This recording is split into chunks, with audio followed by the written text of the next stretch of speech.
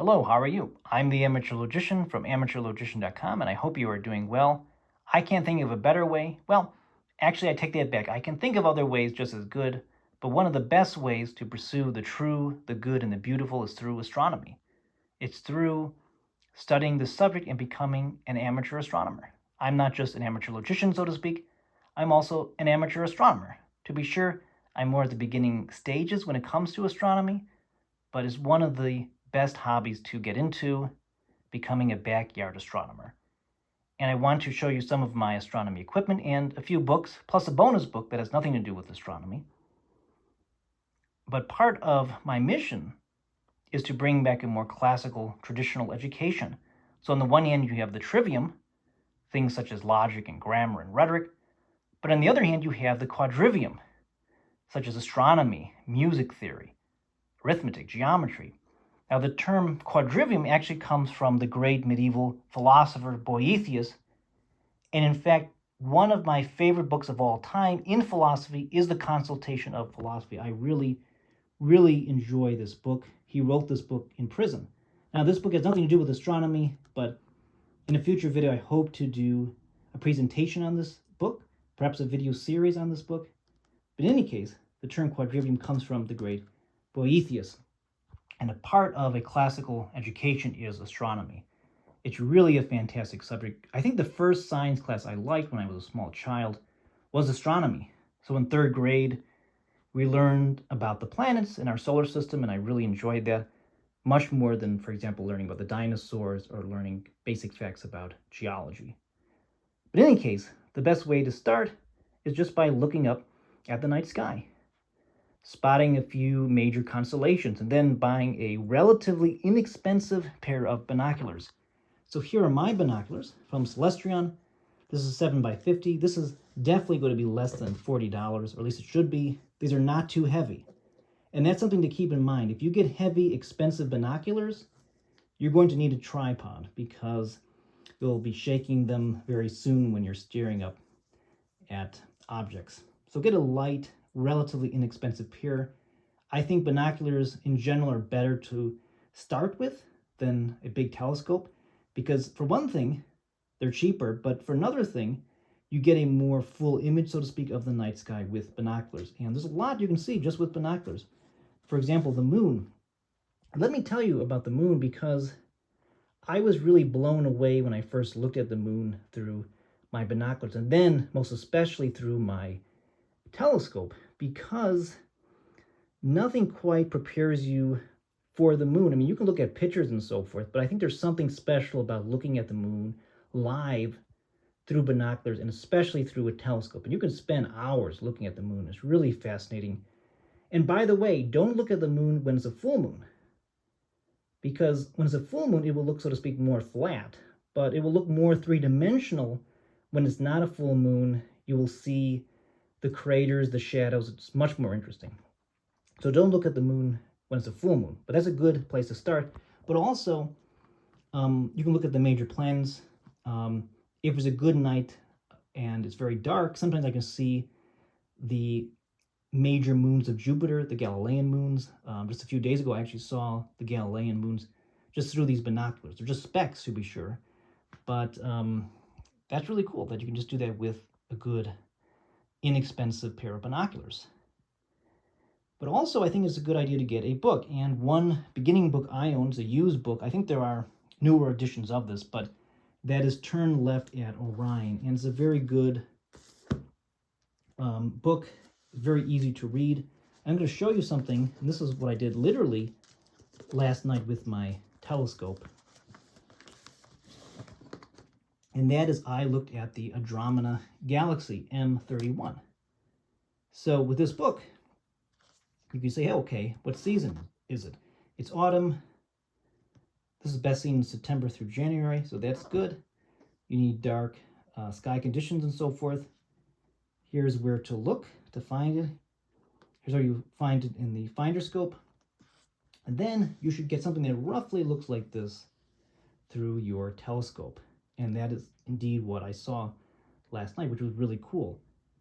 Now, the first deep sky object I saw actually was the Orion Nebula through my telescope, and I really, really enjoyed it. That was really a cool experience. Now, it does take time finding these deep sky objects. You have to be patient. Obviously, finding the moon is trivial.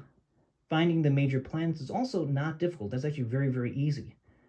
But finding deep sky objects, like a galaxy, that takes more time and practice. And you just have to be patient, but you will get there if you practice. And having a book like this, I think, is a good thing. And this can help organize. This has organized what I look at. So just, pick an object or two for the night to look at. And this book will help you and will be a good guide. I think it's better to have a book, at least in my judgment, to have a book than just online resources. I like having a physical book on hand. And this is a really, really good one, Turn Left at Orion. But then, after a few months of having some good binoculars, you can graduate, so to speak, and get a telescope. And a lot of experts say that a good starting telescope, a beginner's telescope, is a Dobsonian as a parabolic mirror. The great thing about a Dobsonian telescope is that, yes, it's big, but for its size, it's relatively inexpensive. It's definitely much more expensive than a pair of binoculars. I mean, a cheap pair of binoculars. But it's worth it if you enjoy it. So if you think you're ready to graduate and you want something big and heavy, a Dobsonian is a great way to start. Now, this is relatively large and heavy. It's bulky, so it's difficult to move around. The other thing I would warn you about with this Dobsonian, so if you look at this eyepiece, so if I move this telescope at an angle, a lot of times I have to bend over to look through this eyepiece. And sometimes I literally have to kneel on the ground, so it's not very comfortable. So just be aware of that. Now, this is not a mechanical device, so to speak. It's not computerized. And this is just my opinion. I don't think one should start with a computerized telescope. The great thing about the Dobsonian is that you get a feel for the night sky because you have to be moving this as the Earth is rotating and so forth. But this will give you a good experience, I think. And it works. It's really good. You will see deep sky objects. You will see the moon. The moon will look fantastic through this. And as I said, the moon is actually one of the best things to look at. That was the big surprising thing. Yes, I love looking at Saturn and its rings or a deep sky object, but the moon is definitely one of my favorites. I didn't expect that. I really didn't. Now, with the moon, by the way, I do have an eyepiece because for me, the moon hurts my eyes. It's very, very bright, so I have this eyepiece, so that will dim it down a little bit, so it's much more bearable because the moon hurts my eyes. I also have this lens, which is a doubler. Anything beyond this will probably just make the image blurry. When it comes to a telescope, it's much more about how much light you can get into the telescope, how much light you can focus in. It's not about just lens. It's really not. So a great way, like I said, to get into a telescope is just to start with a Dobsonian. You can't go wrong with it. A lot of experts seem to agree, and I enjoy it a lot. But let me show you some other books that I have. And I don't have that many astronomy books. I have way more books on philosophy and logic and so forth, and even math and other subjects. But these are just a few. So Cosmic Butterflies. This is just a used book. These are all used books, actually. So looking at nebula is actually one of the best things to look at. I really enjoyed looking at the Orion Nebula for the first time. I still enjoy it. Really great thing. This is a more technical book on extreme stars. And this book I do like, Astronomy for Dummies. It's a used book. I think there are newer editions, if I'm not mistaken. I had a book that's more textbook-like, and believe it or not, I like this book more. I actually got rid of that book. So this was, decent. I thought it was it's a good reference, Astronomy for Dummies. Now, there's much more to say and to learn, and eventually I would like to, on my website, develop a Quadrivium section and have a fully developed section on astronomy one of these days. Now, if you enjoy this material, I hope you consider supporting my work There's a link. You can buy me a cup of coffee, so to speak.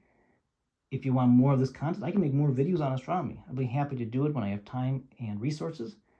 But in any case, I hope you are doing well. And if you want to get into astronomy, I hope this video has been helpful. Astronomy is a fantastic hobby to get into.